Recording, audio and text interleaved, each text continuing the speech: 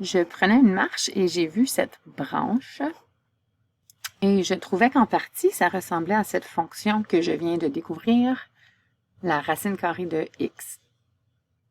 Donc, j'ai pris la photo avec mon téléphone et je l'ai ensuite sauvegardée sur mon ordinateur dans mes téléchargements. Je l'ai appelé racinex.jpg. Ensuite, en me rendant à desmos.com, j'ai cliqué sur la calculatrice graphique. Je fais un login pour m'assurer de bien sauvegarder mon travail. Alors, on peut tout simplement faire un login avec Google. Maintenant, je vois le prénom de mon compte Google apparaître. Pour moi, c'était Matt, prénom. Je vais maintenant aller chercher l'image. Donc, je clique sur le plus et j'ajoute l'image. Je vais aller la chercher dans mes téléchargements. Et la voilà. Je vais maintenant donner un nom pertinent à mon fichier Desmos. Donc, au lieu que ça s'appelle Untitled Graph, je vais cliquer sur Save et je vais lui donner le nom racine carrée X. Quelque chose de pertinent. Et en fait, racine carrée de X. Et je vais voir le nom apparaître ici, racine carrée de X.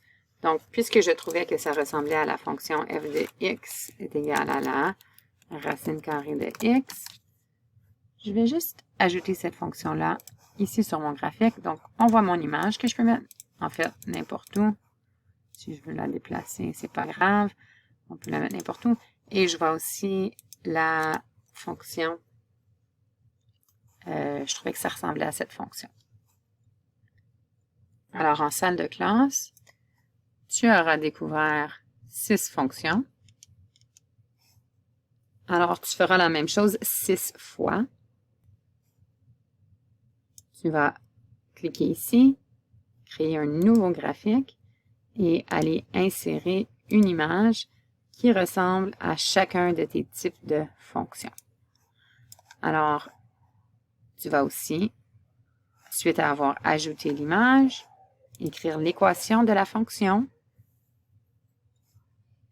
qui représente la fonction qui ressemblait à ta photo. Pour retrouver tes graphiques, n'oublie pas de leur donner un titre pertinent, probablement par rapport au type de fonction. Et tu peux toujours cliquer ici pour aller retrouver ton ancien travail.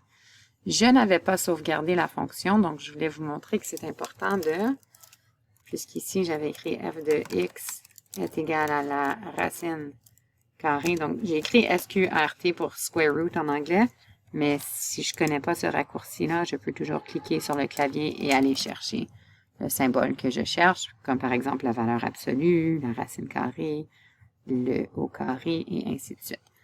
Donc, si je veux que ça garde mon travail, je dois cliquer sur Save.